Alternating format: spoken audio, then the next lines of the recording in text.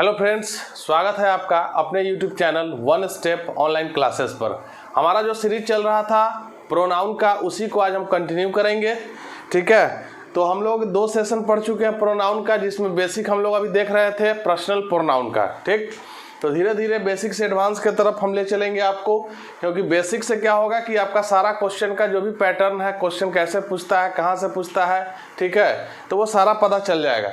तो आइए टाइम को ज़्यादा वेस्ट न करते हुए आज का टॉपिक स्टार्ट करते हैं। प्रोनाउन का क्लास 3 है आज। ठीक है, तो जो स्टूडेंट्स नहीं देखे हैं प्रोनाउन का हमारा जो वीडियो पहले का पार्ट 1 और पार्ट 2, तो स्क्रीन पे टच यहाँ कीजिएगा तो आई बटन आएगा, आई बटन पे क्लिक करके प्रोनाउन का सारा प्लेलिस्ट आपके सामने आ जाएगा। ठीक है, तो वहाँ से जाके प्रोनाउन का आप सारा प्लेलिस्ट में देख सकते हैं। ठीक है, तो आइए आज स्टार्ट करते हैं प्रोनाउन का पार्ट 3। तो हम लोग कल जहाँ छोड़े थे वहीं से शुरू करेंगे। तो छोड़े कहाँ थे हम लोग कि जो था प्रेपोजिशन पे हम लोग देख रहे थे कि प्रेपोजिशन के बाद जब भी नाउन या प्रोनाउन आएगा वो किस फॉर्म में आएगा, ऑब्जेक्ट में आएगा। ठीक है, अच्छा, ऑब्जेक्ट नाउन का और सब्जेक्ट तो सेम ही होता है, कल डिस्कस हो चुका था। प्रोनाउन का सब्जेक्ट और ऑब्जेक्ट चेंज हो जाता है, तो वो आप लोग को याद करने के लिए हम बोले थे।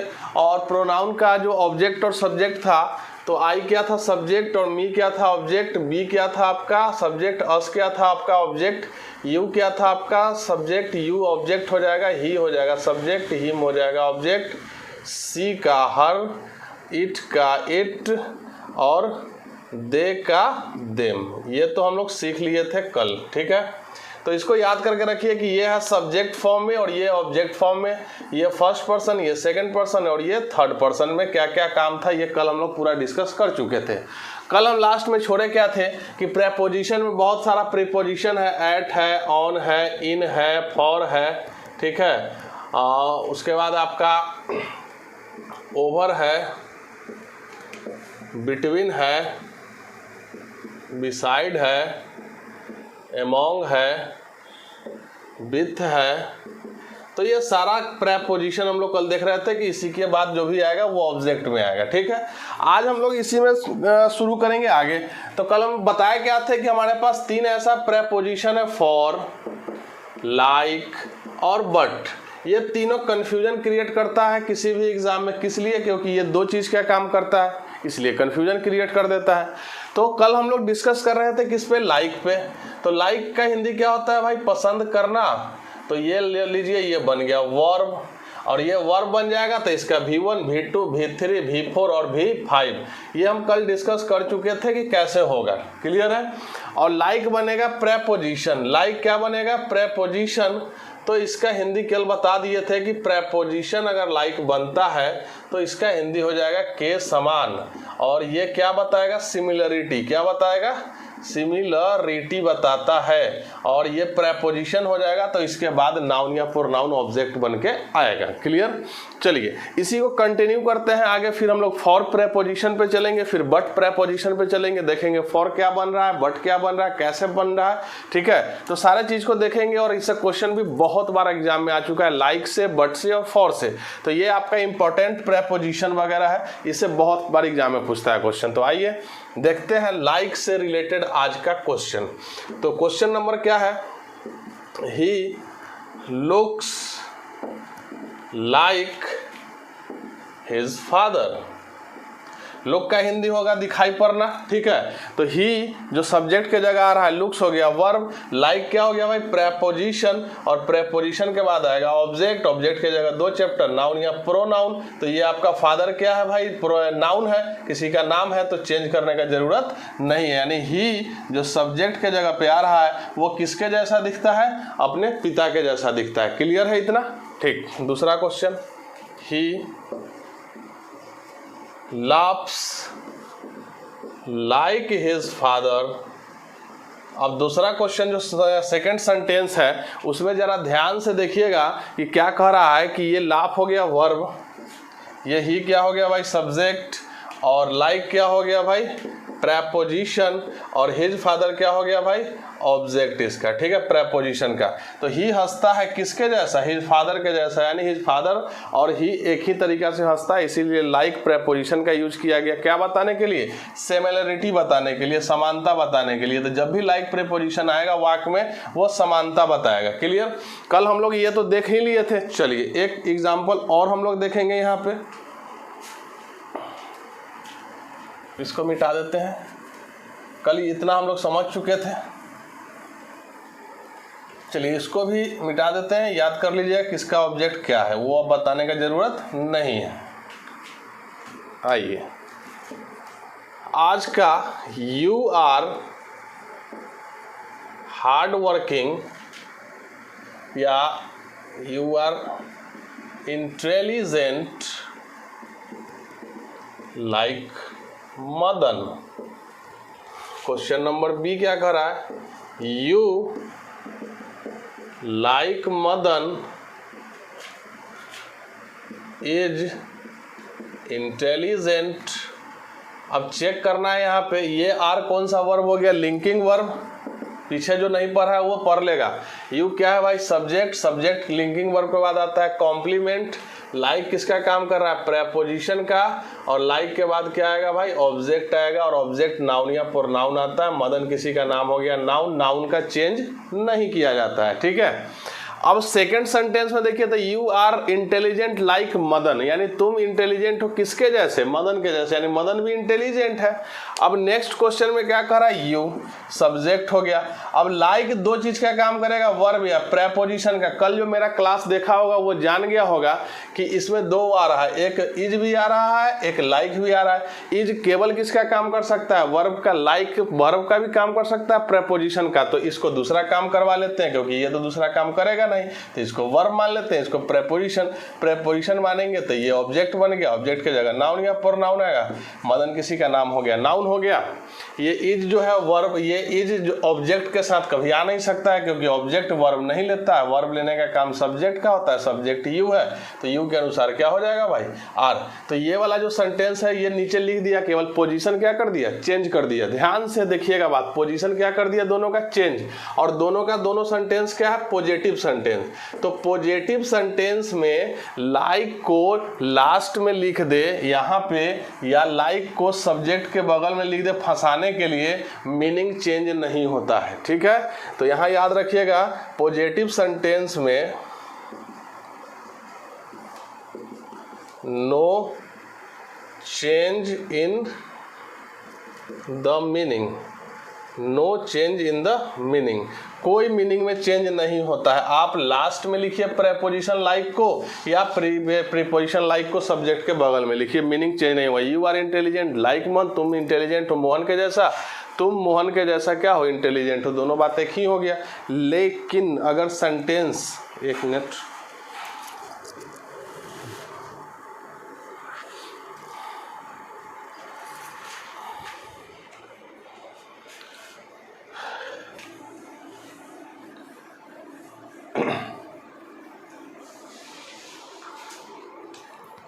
लेकिन सी नंबर में देखिए, he does not smoke like Madan, ठीक है। और डी नंबर में क्या करा, he like Madan does not smoke.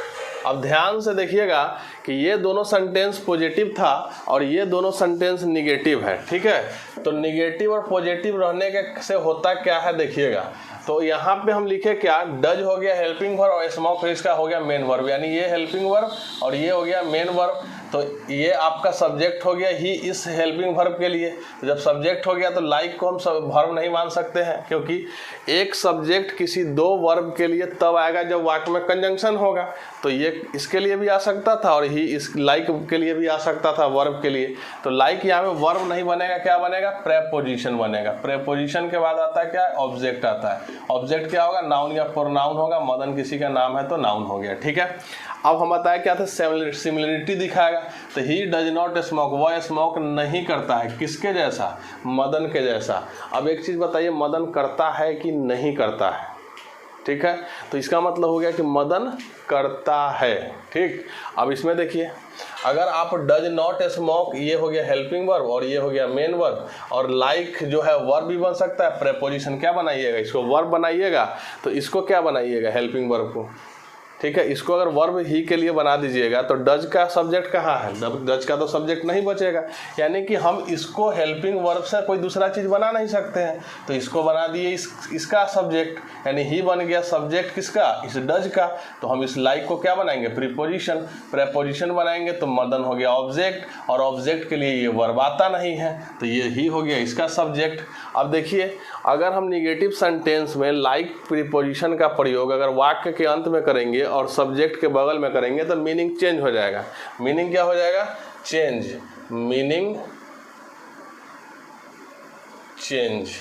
ठीक है, मीनिंग क्या हो जाएगा? बदल जाएगा। मीनिंग हो जाएगा, बदल जाएगा।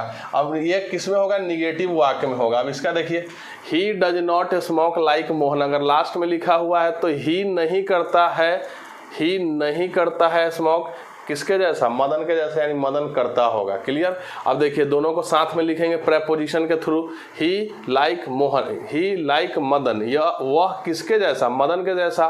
डज नॉट स्मोक, स्मोक नहीं करता है। इसका मतलब यहाँ ही भी नहीं कर रहा है, मदन भी नहीं कर रहा है स्मोक, लेकिन इसमें क्या कर रहा है? ही does not smoke, he smoke नहीं करता है। लाइक मदन, किसके जैसा? मदन के जैसा, यानी मदन इसमें करता होगा। तो जब हम लास्ट में लिख देंगे तो पहले वाला नहीं करेगा काम को, नहीं करेगा, बाद वाला करेगा, बाद वाला करेगा। ठीक है, पहले वाला नहीं करेगा। ये बात हम इसलिए लिख रहे हैं कि आपको समझ में आ जाए, अदरवाइज आपको ऐसे ही समझ में आ जाए। लाइक जब सब्जेक्ट के बगल में लिख देंगे प्रीपोजिशन के रूप में तो दोनों नहीं करेगा, दोनों नहीं करेगा। अगर पॉजिटिव सेंटेंस है तो लास्ट में लिखिए, शुरू में लिखिए, कोई फर्क नहीं करेगा मीनिंग में। लेकिन अगर आप निगेटिव सेंटेंस में लाइक प्रेपोजिशन लिख रहे हैं तो पोजीशन देख लीजिएगा कि लास्ट में है या शुरू में है।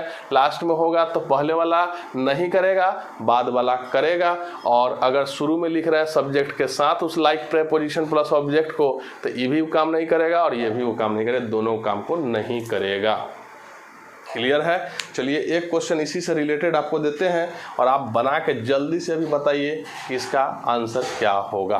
ठीक है, तब मैं समझ जाऊंगा कि आपको लाइक का पोजीशन समझ में आ गया, कहाँ पे लगेगा।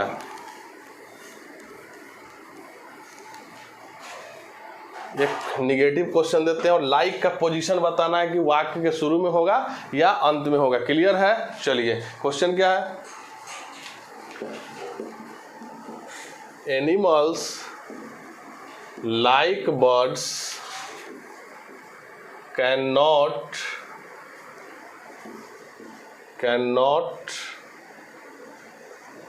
fly। अब देखिएगा, एनिमल्स लाइक प्रेपोजिशन हो गया, बर्ड्स इसका ऑब्जेक्ट हो गया, कैन नॉट हो गया हेल्पिंग वर्ब, और ये हो गया आपका मेन वर्ब। ठीक है, कैन केवल हेल्पिंग वर्ब बन सकता था, इसीलिए इसको एनिमल का सब्जेक्ट बना दिए कैन को, और लाइक को प्रेपोजिशन बना दिए, और प्रेपोजिशन के बाद आ गया ऑब्जेक्ट। अब इसका मतलब क्या हो गया जरा देखिए तो, लाइक को अगर हम सब्जेक्ट के साथ लिखेंगे तो काम पहले वाला नहीं करेगा कि दोनों नहीं करेगा? तो दोनों नहीं करेगा। तो एनिमल लाइक बर्ड्स, एनिमल किसके जैसा? बर्ड के जैसा नहीं उड़ सकता है। तो ये बात हो गया गलत, क्योंकि इसमें बर्ड्स उड़ सकता है।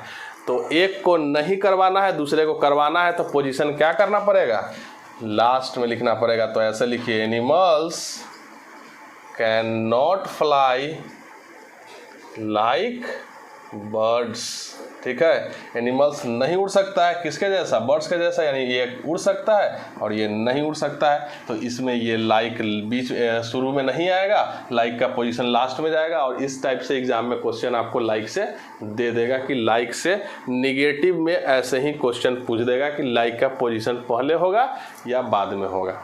क्लियर हुआ। तो लाइक से बहुत ज़्यादा क्वेश्चन पूछता है एग्जाम में, तो लाइक को भूलिए नहीं, लाइक को याद रखिए कि प्रेपोजिशन कब बनेगा और वर्ब कब बनेगा। ठीक है, वर्ब बनेगा तो उसका मतलब पसंद करना होगा, और प्रेपोजिशन बनेगा तो वो सिमिलरिटी दर्शाएगा यानी समानता दर्शाएगा। क्लियर है। चलिए, निगेटिव में लाइक का पोजीशन देख के लगाना है, और पॉजिटिव में लाइक का पोजीशन कहीं रखिएगा, मीनिंग पे कोई फर्क नहीं पड़ेगा। चलिए नेक्स्ट,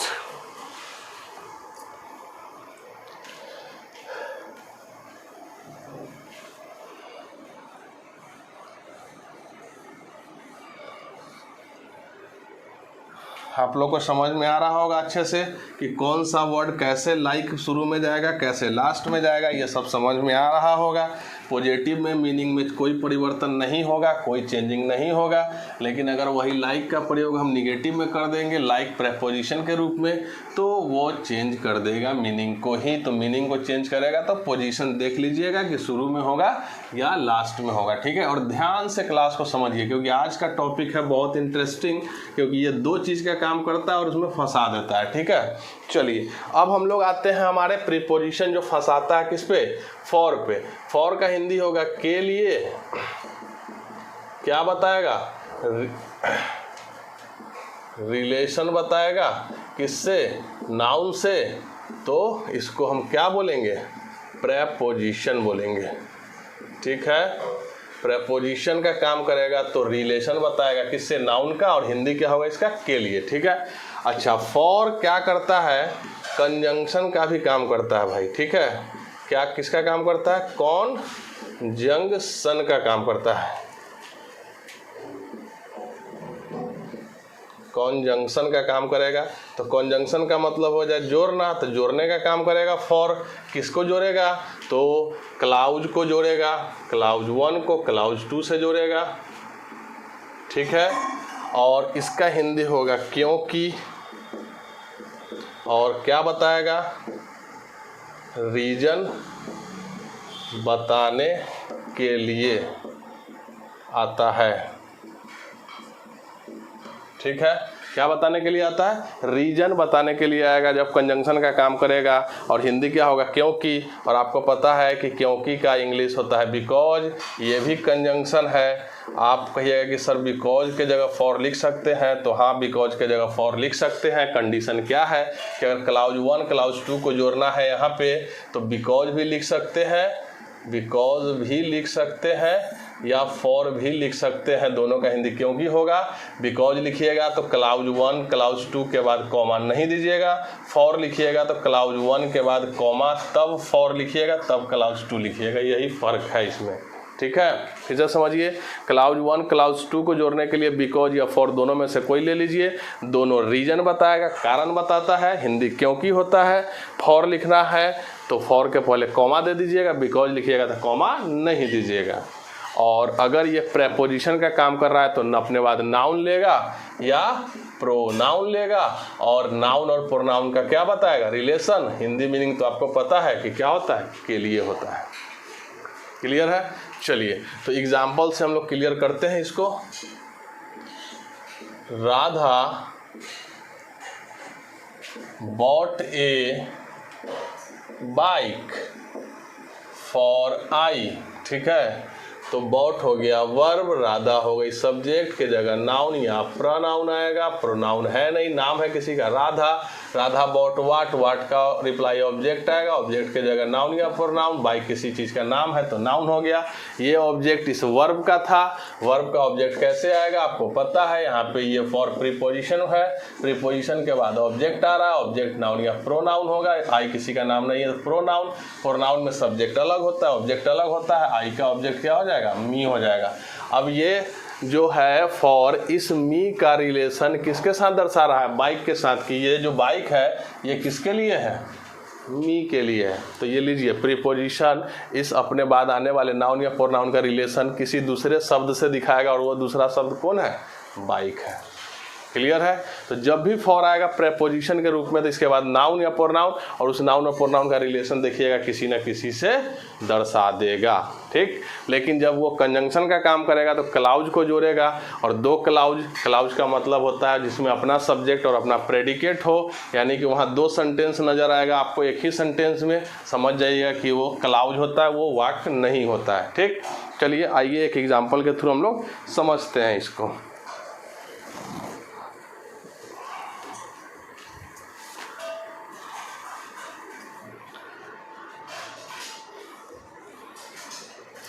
ये समझ में आ गया फॉर का।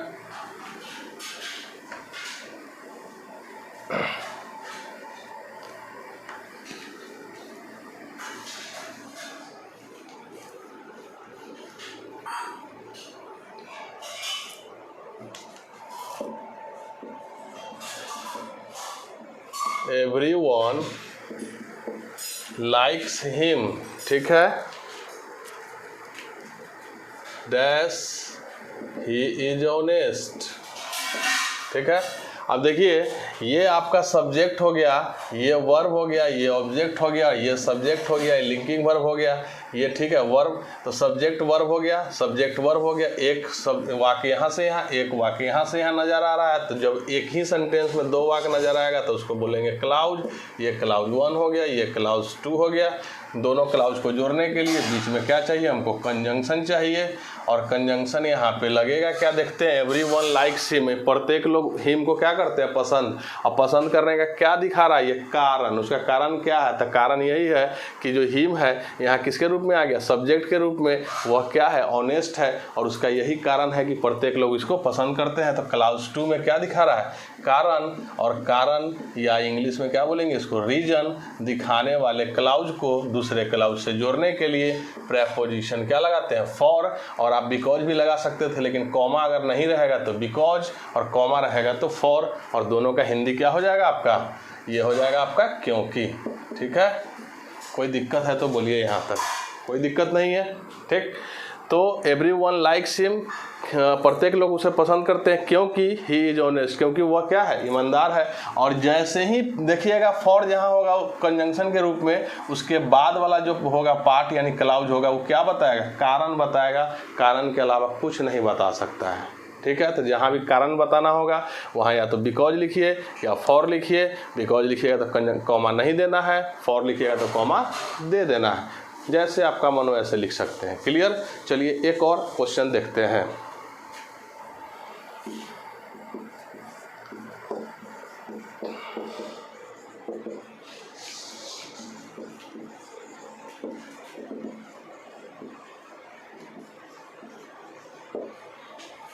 अब देखिए ही गॉट लेट, वह क्या हो गया था, लेट हो गया था। अब लेट होने का कारण नहीं बता रहा है, तो ये रहा क्लाउज 1 और ये रहा क्लाउज 2। क्लाउज 1 को क्लाउज 2 से जोड़ने के लिए यहाँ कंजंक्शन चाहिए, और कंजंक्शन किस को जोड़ने वाला कंजंक्शन, कारण को कंजंक्शन जोड़ने वाला कंजंक्शन। कारण को जोड़ने के लिए दो कंजंक्शन आपके पास है, एक फॉर है, एक बिकॉज है। यहाँ कॉमा नहीं है तो बिकॉज लिख दीजिए, अगर कॉमा आ जाएगा तो फॉर लिख दीजिए। चूँकि हम लोग फॉर को सीख रहे हैं तो फॉर ही लेके चलिए, ठीक है। तो वह लेट हो गया क्योंकि he had missed the bus, उसने बस को क्या किया था, मिस कर दिया था, वही कारण है इसका लेट होने का। तो जैसे ही कारण आ जाएगा, कारण के लिए कंजंक्शन फॉर लिखिएगा, चाहे बिकॉज लिखिएगा, कॉमा रहेगा तो फॉर, कॉमा नहीं रहेगा तो बिकॉज का प्रयोग कीजिएगा।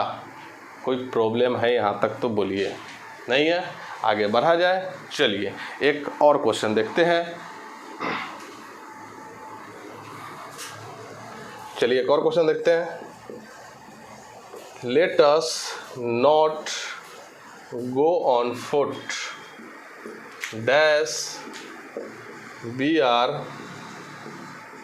already late। अब देखिए क्या कर रहा है, लेट क्या बताता है, लेट किसी से सजेशन वगैरह बतलाता है, ठीक है। तो लेट अस गो बोलते हैं ना, लेट अस गो, हम लोग चलना चाहिए, लेट मी गो, मुझे जाने दो। तो let us not go on foot, on foot का हिंदी क्या होता है? पैदल। याद कर लीजिए, ऑन फुट जहाँ भी लिखल रहेगा होगा पैदल। तो हम लोगों को कैसे नहीं जाना चाहिए? पैदल नहीं जाना चाहिए। अब पैदल नहीं जाने का क्या बता रहा है अगला क्लाउज में? कारण यह है कि हम लोग ऑलरेडी लेट, हम लोग पहले ही लेट हो चुके हैं, इसीलिए हम लोग को पैदल नहीं जाना चाहिए। तो हम लोगों को पैदल नहीं जाना चाहिए, इसका कारण है, और ये क्लाउज में कारण बता रहा है। तो कारण वाले क्लाउज को जोड़ने के लिए कंजंक्शन फॉर लिखिए, क्योंकि यहाँ पे क्या दिया हुआ है? कॉमा दिया हुआ है। कॉमा नहीं रहता तो बिकॉज लिख देते। तो देखिए फिर से, let us not go on foot, हम लोगों को पैदल नहीं जाना चाहिए, क्योंकि वी आर ऑलरेडी लेट, क्योंकि हम लोग पहले ही लेट हो चुके हैं या लेट हैं। क्लियर है? ठीक है। तो इस टाइप से आप लगाइएगा फॉर, और प्रीपोजिशन के रूप में यहाँ पे क्या बता रहा है? रिलेशन बता रहा है अपने बाद वाले नाउन या प्रोनाउन का किसी दूसरे के साथ, और वो दूसरा कोई भी हो सकता है, वो चेक करना पड़ेगा वाक्य में, जैसा वाक्य वैसा चेक करना पड़ेगा। ठीक है। तो आप इसको देख लीजिएगा कैसे क्वेश्चन पूछता है, और बहुत बार एग्जाम में पूछा हुआ है। चलिए आपको अगला प्रेपोजिशन हम लोग देखते हैं, जो बहुत इंपॉर्टेंट है एग्जाम के लिए, जो है बट। तो लाइक क्लियर हो गया आपका, बट भी, फॉर भी क्लियर हो गया। फॉर और लाइक में कंफ्यूजन नहीं कीजिएगा आप कभी भी। ठीक है। ये दोनों दो चीज़ का काम करता है, लाइक वर्ब का, प्रेपोजिशन का, और फॉर कंजंक्शन का और प्रेपोजिशन का काम करता है। तो दोनों को याद कर लीजिए, और दोनों को हमेशा एग्ज़ाम में क्वेश्चन पूछा जाता है दोनों से लेके। बट का हिंदी अगर प्रेपोजिशन के रूप में अगर काम करेगा तो बट के बाद आएगा नाउन या प्रोनाउन, और ये नाउन या प्रोनाउन किस रूप में आएगा भाई? ऑब्जेक्ट रूप में आएगा। और ऑब्जेक्ट रूप में आने के कारण, ऑब्जेक्ट रूप में आने के कारण ये बट प्रेपोजिशन हो गया, और इसका हिंदी होगा छोड़कर। किसके रूप में? प्रेपोजिशन के रूप में। लेकिन बट का प्रयोग अगर हम कंजंक्शन के रूप में करेंगे तो हिंदी तो आप लोग को पता है क्या होता है, लेकिन। ठीक है। और ये जोड़ेगा, जोड़ने का काम करेगा, जोड़ने का काम करेगा, और जोड़ेगा ये क्लाउज 1 को क्लाउज 2 से। ठीक है।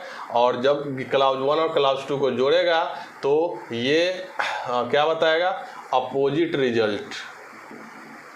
अपोजिट रिजल्ट क्या होता है, अभी मैं एग्जाम्पल के थ्रू आपको समझाता हूँ। रिजल्ट जो आना चाहिए वो रिजल्ट नहीं आ गया, कोई दूसरा रिजल्ट आया, उसी को क्या बोलते हैं? Opposite result. ठीक है।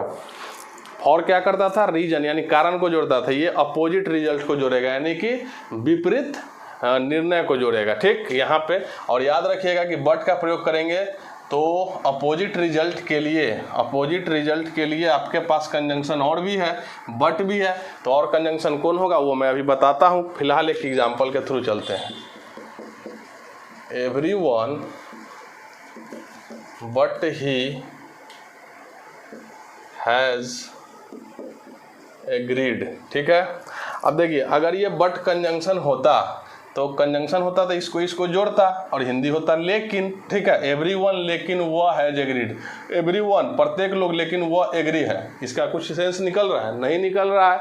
दूसरा तरीका, क्लाउज है नहीं कि ये जोड़ेगा, तो यहाँ पे एवरीवन क्या हो गया आपका? सब्जेक्ट हो गया। बट क्या हो गया? प्रेपोजिशन हो गया।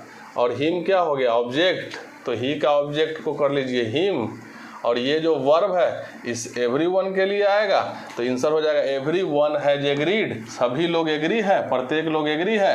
बट का हिंदी क्या होगा? प्रेपोजिशन में छोड़कर। किसको छोड़कर? हिम को छोड़कर बाकी लोग एग्री हैं, यही मतलब होगा प्रेपोजिशन के रूप में। तो सही मीनिंग निकल गया।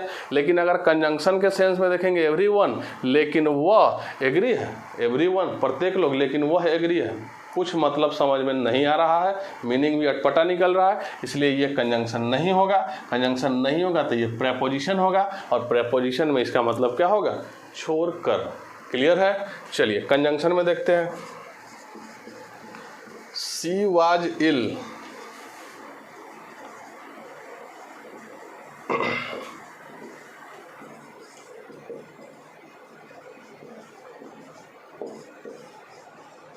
अब देखिए यहाँ पे सी वाज इल, वह इल थी, तो ये क्लाउज 1 हो गया। उसकी mother, her mother did not take her to a doctor, उसकी माँ डॉक्टर के पास नहीं ले गई, ये क्लाउज 2 हो गया। तो क्लाउज 1 और क्लाउज 2 को जोड़ने के लिए कंजंक्शन चाहिए यहाँ पे। अब देखिए सी वाज इल, वह इल थी यानी बीमार थी, तो बीमार थी तो रिजल्ट क्या आएगा कि डॉक्टर के पास ले जाना चाहिए। अगर कोई पर्सन बीमार है तो उसका रिजल्ट क्या होगा आपके पास, उसको अगला सेंटेंस में क्या कीजिएगा, अगला काम क्या कीजिएगा, डॉक्टर के पास ले जाइएगा। तो बीमार थी लेकिन डॉक्टर के पास नहीं ले गई, तो रिजल्ट तो आया लेकिन किस टाइप का रिजल्ट आया, अपोजिट, किस मतलब सीधा रिजल्ट आया, तो अपोजिट रिजल्ट आया। मेन बात मतलब कि जो काम करना चाहिए था वही काम किया गया कि उसके उल्टा कर दिया गया, उसके उल्टा कर दिया गया। मतलब बीमार थी तो ले जाना चाहिए था डॉक्टर के पास, डॉक्टर के पास नहीं ले गई, तो रिजल्ट तो आया लेकिन उल्टा रिजल्ट आ गया। तो ये रिजल्ट को बोलते हैं अपोजिट रिजल्ट। और अपोजिट रिजल्ट को जोड़ने के लिए कौन सा कंजंक्शन है, बट। ठीक है, तो सी वाज इल, वह इल थी लेकिन उसकी माँ डॉक्टर के पास उसको नहीं ले गई। तो बट का काम है, रिजल्ट तो आना चाहिए लेकिन वो अपोजिट टाइप का रिजल्ट हो गया। ठीक है, तो इस टाइप के सेंटेंस को जोड़ने के लिए, क्लाउज को जोड़ने के लिए बट कंजंक्शन का यूज कीजिएगा। और यहाँ पे बट कंजंक्शन है, यहाँ पे बट प्रेपोजिशन है। एक दो और एग्जाम्पल देते हैं जिसमें आपको कंजंक्शन और क्लियर हो जाएगा। ठीक है, चलिए देते हैं।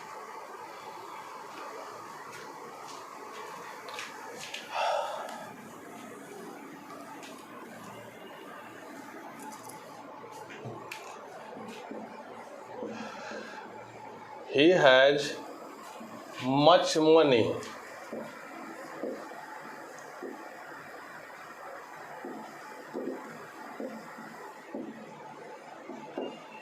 अब देखिएगा, he has much money, he के पास बहुत मनी है, clause 1, dash he will not help us, ये क्लाउज 2 हो गया लेकिन वो हेल्प नहीं करेगा। अब ध्यान से देखिएगा, मनी है, जब किसी के पास बहुत धन है तो रिजल्ट क्या आना चाहिए कि वो हेल्प कर दे। यही तो कायदे से सोसाइटी के अकॉर्डिंग यही काम होता है कि किसी के पास पैसा है तो वो मदद कर सकता है। ठीक है, लेकिन इस सेंटेंस में कहा गया कि वो मदद नहीं करेगा, तो रिजल्ट तो आ रहा है, रिजल्ट तो आया इसको देखने के बाद, लेकिन ये रिजल्ट किस टाइप का मिल गया, अपोजिट। अपोजिट रिजल्ट को जोड़ने के लिए कौन सा कंजंक्शन आई, बट कंजंक्शन का प्रयोग कीजिएगा। क्लियर है, मतलब कि इस सेंटेंस को, इस क्लाउज को देखने के बाद हमको लगा कि वो काम कर देगा हेल्प करने का, लेकिन नहीं किया। मतलब रिजल्ट तो आ रहा है लेकिन किस टाइप का, अपोजिट। और अपोजिट रिजल्ट को जोड़ने के लिए कंजंक्शन किसका यूज कीजिएगा, बट का कंजंक्शन यूज कीजिएगा। क्लियर है, तो इस टाइप से जैसे ही क्वेश्चन पूछे तो आप बना लीजिएगा और कभी भी कंफ्यूजन नहीं होना चाहिए, क्योंकि बट का प्रयोग प्रेपोजिशन के रूप में भी हो सकता है और बट का प्रयोग कंजंक्शन के भी रूप में हो सकता है। एक बार वीडियो को और देखिएगा, पूरे अच्छे से क्लियर हो जाएगा कि प्रेपोजिशन कब बनेगा और कंजंक्शन कब बनेगा। क्लियर है, जब भी कंजंक्शन बनेगा जोड़ने का काम करेगा और प्रेपोजिशन बनेगा तो अपने बाद ऑब्जेक्ट लेगा और हिंदी होगा छोड़कर, यानी जो पहले होगा उसको बाद, जो बाद उसको आएगा उसको हटा छोड़ देगा और बाकी जो बचेगा उसका काम करवाएगा प्रेपोजिशन के रूप में। क्लियर है, जैसे लिखा लगा you but me, you but me are ready, तो यू रेडी है लेकिन किसको छोड़ के, मी मतलब मी को छोड़ के, यानी कि जो मुझे है उसको छोड़ के यू रेडी है, तो वो बट प्रेपोजिशन का काम करेगा लेकिन कंजंक्शन होगा तो जोड़ने का काम करेगा। आई एम रेडी, मैं रेडी हूँ, but you are not ready, लेकिन तुम रेडी नहीं हो, तो वहाँ अपोजिट रिजल्ट आ गया। अपोजिट रिजल्ट को जोड़ने के लिए कंजंक्शन बट का यूज करना है। तो प्रेपोजिशन और कंजंक्शन कैसे बन रहा था क्लियर हो गया। हम लोग आते हैं फिर से अपने पॉइंट पे, और हमारा पॉइंट था पर्सनल प्रोनाउन। और पर्सनल प्रोनाउन में हम लोग देख रहे थे कि प्रेपोजिशन के बाद जब भी आएगा ऑब्जेक्ट आएगा और वो ऑब्जेक्ट नाउन का सेम हो जाता है लेकिन प्रोनाउन का सेम नहीं होता है, जिसमें हम लोग को कुछ कंफ्यूजिंग प्रेपोजिशन मिला, जैसे फॉर मिला, जैसे बट मिला और जैसे लाइक मिला। मैंने तीनों को अच्छे से समझा दिया है। आप तीनों का क्वेश्चन कहीं भी मिलेगा, किसी भी एग्जाम का पूछा हुआ, आप आसानी से बना लीजिएगा। फिर भी अगर समझ में नहीं आया तो कमेंट में लिखिएगा, ठीक है, उस पर और क्वेश्चन मैं आपको भेज दूंगा ताकि अच्छे से समझ में आ जाए। क्लियर, चलिए तो अब हम लोग चलेंगे पर्सनल प्रोनाउन के टॉपिक पे ही आगे चलेंगे, ठीक है। तो हम लोग क्या चेक कर लिए कि सब्जेक्ट कैसे आएगा, ऑब्जेक्ट कैसे आएगा, ठीक है। तो प्रेपोजिशन के बाद जब भी आएगा क्या आएगा भाई, ऑब्जेक्ट आएगा, ये याद कर लीजिएगा। प्रेपोजिशन में इंपॉर्टेंट प्रेपोजिशन हम लोग भी देख चुके हैं। अब हम लोग आते हैं पर्सनल प्रोनाउन में इट। इट के लेके बहुत सारा कन्फ्यूजन हो जाता है बहुत सारे स्टूडेंट में, तो आज हम इट को देखते हैं। तो इट का प्रयोग किया जाता है किसके लिए, सबसे पहले तो नॉन लिविंग के लिए, नॉन लिविंग थिंग के लिए, ठीक है, नॉन लिविंग ही कर दीजिए। It is a pen, it is a marker, it is a building, ठीक है। तो इस टाइप का सेंटेंस रहेगा तो इट का प्रयोग करना है। चलिए इट का दूसरा देखते हैं। इट का प्रयोग किया जाता है किसको बताने के लिए, डे, दिन को बताने के लिए, ठीक है। इट का प्रयोग किया जाता है मंथ यानी महीना को बताने के लिए, ईयर को बताने के लिए, सेंचुरी को बताने के लिए, ठीक है, वेदर को बताने के लिए, टेम्परेचर को बताने के लिए। इट का प्रयोग किस लिए किया जाता है, टाइम को बताने के लिए, ठीक है। तो इतना आपका इट का प्रयोग और होता है, ठीक। दिन को बताना है, जैसे सोमवार है तो क्या लिखिएगा आप, it is Monday, it is Monday, ठीक है। मंथ बताना हो तो इट इज जनवरी, ठीक है। अगर बताना हो आपको साल तो इट इज 2020। डी नंबर में टाइम बताना हो तो इट इज 7 o'clock, ठीक है। तो आप जैसे वेदर बताना हो इट इज हॉट, ठीक है, गर्मी है, इट इज हॉट। तो आप वेदर, टेम्परेचर और time, century, year, day, month, इस सब के लिए किसका प्रयोग करिएगा, इट का। दूसरा क्या है, नॉन लिविंग चीज के लिए किसका कीजिएगा, इट का कीजिएगा। तो दो जगह इट का क्लियर हो गया है। तीसरा जगह इट का प्रयोग हम लोग देखते हैं अभी। दो जगह लिख लिए, ठीक है। चलिए इसको तरह नोट डाउन कीजिए।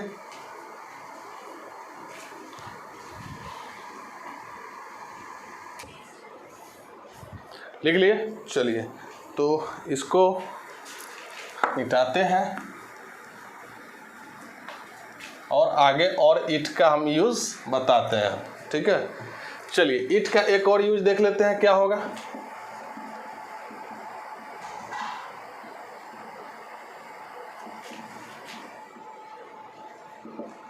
As a dummy subject. Dummy subject क्या होता है समझते हैं यहां से एग्जाम्पल से। मैं हूं, ठीक है। तो इसका इंग्लिश में बनाएंगे आई, और आई के साथ क्या लगा देंगे, एम। सबको पता है कि एम कौन सा वर्ब है, लिंकिंग वर्ब, और आई क्या, सब्जेक्ट। लिंकिंग वर्ब बिना कॉम्प्लीमेंट के वाक्य में नहीं आता है, बिना कॉम्प्लीमेंट के वाक्य में नहीं आता है। तो लीजिए ये गलत हो गया। तो होगा क्या कि ये जो कॉम्प्लीमेंट है, हम पढ़ाए थे बेसिक क्लास में कि सब्जेक्ट और कॉम्प्लीमेंट दोनों बराबर होता है। सब्जेक्ट ही कॉम्प्लीमेंट होता है और कॉम्प्लीमेंट ही बराबर होता है। जिस वाक्य में कॉम्प्लीमेंट नहीं आएगा उस वाक्य में क्या करना है, कॉम्प्लीमेंट के जगह सब्जेक्ट को लिख दीजिए, वर्ब को वैसे ही रहने दीजिए। और यहाँ पे जो सब्जेक्ट आना चाहिए था वो तो ओरिजिनल सब्जेक्ट किसके जगह चला गया, कॉम्प्लीमेंट के जगह। ये जो ओरिजिनल सब्जेक्ट था किसके जगह आ गया, कॉम्प्लीमेंट के जगह। इसीलिए इसका नाम हो जाता है सब्जेक्ट प्लस कॉम्प्लीमेंट। कब ऐसा होता है भाई, जब वाक्य में कॉम्प्लीमेंट नहीं आए और लिंकिंग वर्ब आ जाएगा, ठीक है। जब वाक्य में कॉम्प्लीमेंट नहीं आए और लिंकिंग वर्ब आ जाएगा तो लिंकिंग वर्ब के बाद कॉम्प्लीमेंट को पूरा करने के लिए ओरिजिनल सब्जेक्ट को रख दीजिएगा। तो ये था ओरिजिनल सब्जेक्ट जो हम बना दिए सब्जेक्ट और कॉम्प्लीमेंट इसको, ठीक है। और यहाँ पे जो सब्जेक्ट का जगह था ये हो गया खाली, तो यहाँ पे हम रख देंगे डमी सब्जेक्ट। और ये डमी, डमी का मतलब आपको पता है, मोबाइल वगैरह दुकान में जाइएगा तो ओरिजिनल मोबाइल के जगह रखा हुआ रहता है उसी के जैसा, जिससे ग्राहक को बताया जाता है कि इस टाइप का मोबाइल, उसी को डमी बोला जाता है। तो डमी मतलब हो गया उसी के जैसा, लेकिन वो ओरिजिनल नहीं है, डुप्लीकेट है। डुप्लीकेट चीज़ को डमी बोला जाता है। तो ये डुप्लीकेट हो गया, ठीक है। तो डमी सब्जेक्ट इसको हम लोग बोलते हैं, क्यों? क्योंकि ये ओरिजिनल के जगह आता है, और ओरिजिनल के जगह आने वाले डमी सब्जेक्ट को कोई कौन है? इट है। तो यहाँ पे लिख दीजिए इट, और इट के अनुसार एम के जगह क्या लग जाएगा? इज। तो आंसर हो जाएगा इट इज आई, और मैं हूँ का ये ट्रांसलेशन इंग्लिश में हो गया। क्लियर हुआ? तो ये डमी सब्जेक्ट और इसका हिंदी मीनिंग कुछ नहीं होगा, no Hindi meaning, no Hindi meaning. Dummy subject का कोई हिंदी मीनिंग नहीं होता है, वो आता है केवल ओरिजिनल सब्जेक्ट को पूरा करने के लिए। लेकिन इट का प्रयोग होगा अगर नॉन लिविंग के लिए, तो हिंदी हो जाएगा यह इट इज़ अ पेन, यह एक कलम है। इट इज़ अ मार्कर, यह एक मार्कर है, ठीक है। तो आप ध्यान से रखिएगा, जब भी डमी सब्जेक्ट के रूप में आएगा तो डमी सब्जेक्ट के रूप में कभी भी इट का हिंदी नहीं होगा। अब देखिए मैं हूँ, अब इसको हम ऐसे भी बोल सकते हैं, मैं ही तो हूँ, मैं ही तो हूँ, इसका भी यही हो जाएगा इट इज़ आई।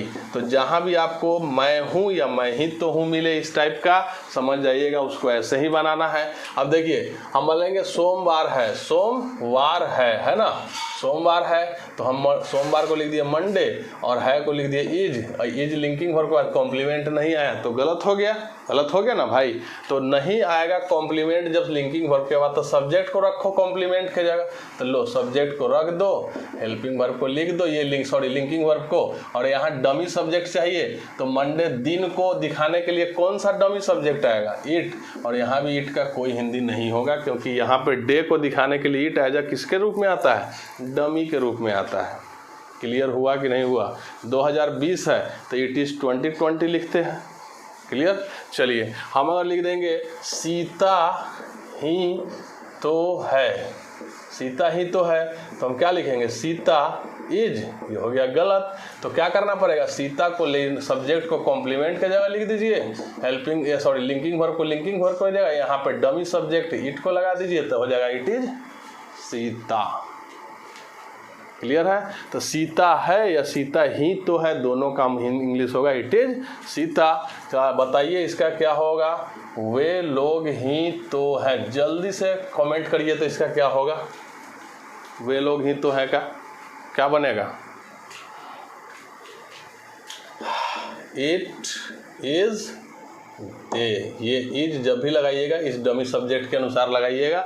और ये रहा आपका ओरिजिनल सब्जेक्ट जो किसके जगह आया है? कॉम्प्लीमेंट के जगह आया है, तो उसको सब्जेक्ट कॉम्प्लीमेंट बोला जाता है। और सब्जेक्ट कॉम्प्लीमेंट में सब्जेक्ट के रूप में ही रखिएगा, क्योंकि सब्जेक्ट कॉम्प्लीमेंट का कोई अलग रूप होता नहीं है। अगर ऑब्जेक्ट का था तो देम लिख सकते थे, लेकिन सब्जेक्ट कॉम्प्लीमेंट का आएगा तो सब्जेक्ट कॉम्प्लीमेंट एक ही होता है, इसलिए दे का सब्जेक्ट भी दे और कॉम्प्लीमेंट भी दे होगा, चेंज नहीं कीजिएगा। आई का सब्जेक्ट भी आई और सब्जेक्ट कॉम्प्लीमेंट भी आई होगा। क्लियर है? सीता का सब्जेक्ट भी सीता, सीता का कॉम्प्लीमेंट भी सीता, और सीता का ऑब्जेक्ट भी तो सीता ही होता है। क्लियर है? तो क्लियर है इतना तक? चलिए तो इतना आज रहने देते हैं। इसके बाद हम लोग नेक्स्ट सेशन में मिलेंगे। नेक्स्ट सेशन में पर्सनल प्रोनाउन का ऑर्डर देखेंगे, कैसे ऑर्डर आता है पर्सनल प्रोनाउन का। फिर उसके बाद आगे हम लोग रिलेटिव प्रोनाउन, रिफ्लेक्सिव वगैरह भी आते रहेगा। तो धीरे धीरे प्रोनाउन को पढ़िए, आसान शब्दों में पढ़िए, जितना हो सके मैं बेसिक से लेके चलने की कोशिश कर रहा हूँ, ताकि कोई भी कन्फ्यूजन अब आने वाले एग्जाम में या कहीं भी देखें तो पर्सनल प्रोनाउन को लेके या कोई भी प्रोनाउन जो मैं पढ़ाऊँगा इसके बाद उसमें आपको डिफ़िकल्टी क्रिएट नहीं हो। ठीक है? तो आज के लिए इतना ही रहने दीजिए। ठीक है? जाने से पहले मैं वही बोलना चाहता हूँ कि अगर आप हमारे चैनल पे नए हैं तो सब्सक्राइब कर लीजिए, अगर वीडियो अच्छा लग रहा है लाइक कीजिए, शेयर कीजिए और कमेंट करना ना भूलें। ठीक है? तो आज के लिए गुड नाइट।